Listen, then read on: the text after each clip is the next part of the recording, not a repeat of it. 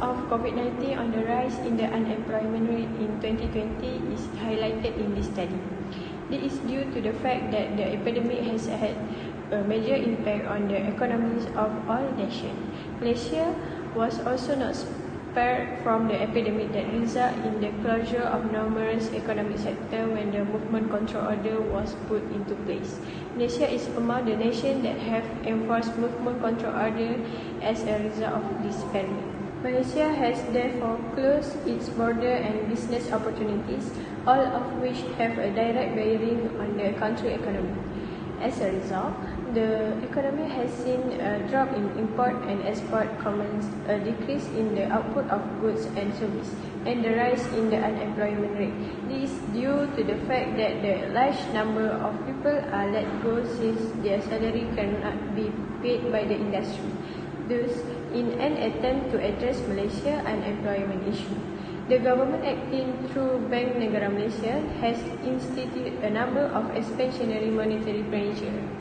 Bank Negara Malaysia was established as a statutory organisation that began operating on 26 January 1959. The Bank Negara Malaysia has been closely regulated by the Bank Negara Malaysia Act 2009. In addition, the stability of the country financial system is under the control of Bank Negara Malaysia. Furthermore, Bank Negara Malaysia has also made a huge contribution to the progress of financial inclusion to better build the infrastructure of the country's financial system. In addition, Bank Negara Malaysia is also responsible to the government as a banker and advisor, serving as a source of public debt management and macroeconomic policy, as well as having the authority to manage cash reserve and foreign currency. Next, for the impact on COVID-19 to the country is in 2020, which is when the COVID-19 pandemic occurs throughout the global world as well as the country of Malaysia. The movement control order that has been announced by the World Health Organization, which is WHO, as a measure to reduce the increases in the number of COVID-19 infections in Malaysia as a result of the closure of the many industrial sectors such as transport, accommodation and food and drink, causing many Malaysians to lose their job. This is because many employers in the industrial sector are unable to pay salaries. As a result, there is an increases in the unemployment rate.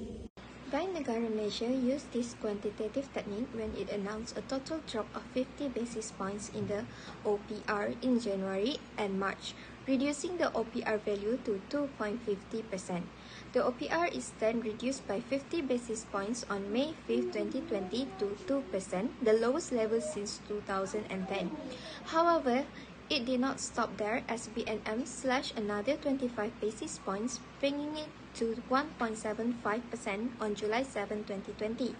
The ceiling and floor rates of the corridor of the OPR are correspondingly reduced to 2% and 1.50% respectively. When the OPR is reduced, it has a chain reaction of economic impacts. The OPR as a benchmark interest rate impacts lending and borrowing rates throughout the financial industry. Lower borrowing rates for both businesses and individuals occur when a fall in the OPR, increasing economic activity. This interest rate cut is designed to stimulate consumption, investment, and borrowing by serving as a monetary stimulus.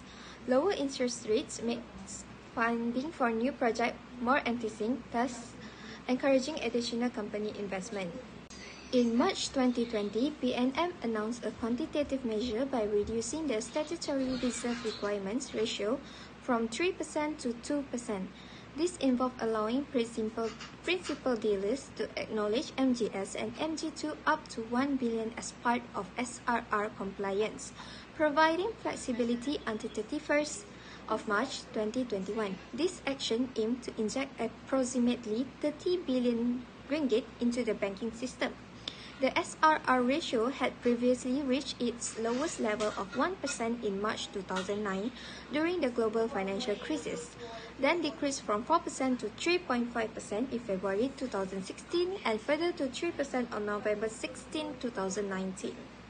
Reserve requirements' main objective is to restrict the amount of money banks may lend out, which will have an impact on the money supply in the economy.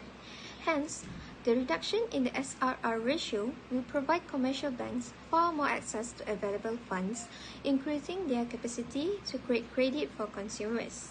This will immediately boost the amount of money available for public lending. In response to an appeal from the Finance Minister during COVID-19, Malaysia Bank have decided to eliminate extra charges associated with higher purchase loan throughout the 6-month moratorium period. SMEs can benefit from enhanced financing scheme which involve abolishing the 2% interest rate for the RM500 million microcredit scheme under Bank Simpanan Nasional. Additionally, the Easy Financing Scheme is now extended to the Tekun National Scheme with a fund of 200 million, offering a zero interest rate. Micro companies can access loan with a maximum amount capped at RM10,000 under this scheme.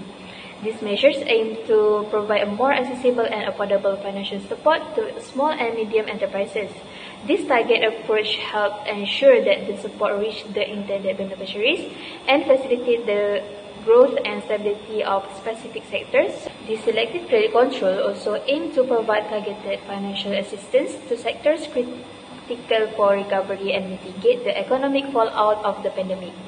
On July 29, the BNM announced that the banking industry will provide a targeted loan payment moratorium extension following the 6-month blanket moratorium expiring on September 30, 2020, and provision of repayment flexibility to borrowers affected by COVID-19. For example, individuals who have lost their job in 2020 and have yet to find a job will be offered an extension of the loan moratorium for a further 3 months by their bank, and individuals who are still in employment but whose salary have been affected due to COVID-19 will be offered a reduction in loan installment in proportion to their salaries reduction depending on the type of financing on loans during the COVID-19 pandemic to provide relief to individuals and businesses facing financial difficulties due to the economic impact of the pandemic. One significant measure was the automatic deferment of loan repayment for a specified period. Okay, next there are 3 impacts of monetary policy. The first one is increase in GDP or income. The second one is increase in employment and decrease unemployment, and the third one is stabilize inflation rate. Okay, so the first one is increase in GDP or income. The first point is enhance consumer confidence. Stable financial circumstance and a recovering economy can help increase consumer confidence. Optimism regarding one's financial prospects increase their propensity to invest, spend, and foster economic expansion. Increase confident business to invest and consumers to spend, contributing to GDP growth. The signaling effect of monetary policy can influence business and consumer confidence. When central banks communicate a commitment to supporting economic growth, it can boost confidence levels. A more confident economy generates more investment because businesses believe they will make more money and people believe there won't be a recession or crisis. As a result, there are more economic activities, more incomes, and a higher GDP. Okay, the second one is increase employment and decrease unemployment. The first point is consumer spending.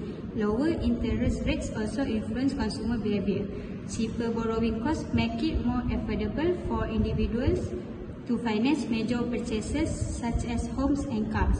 Increased consumer spending stimulate businesses, leading to higher demand for goods and services. Higher demand for products and services can result in increased production and consequently a need for additional workers, and it will reduce unemployment.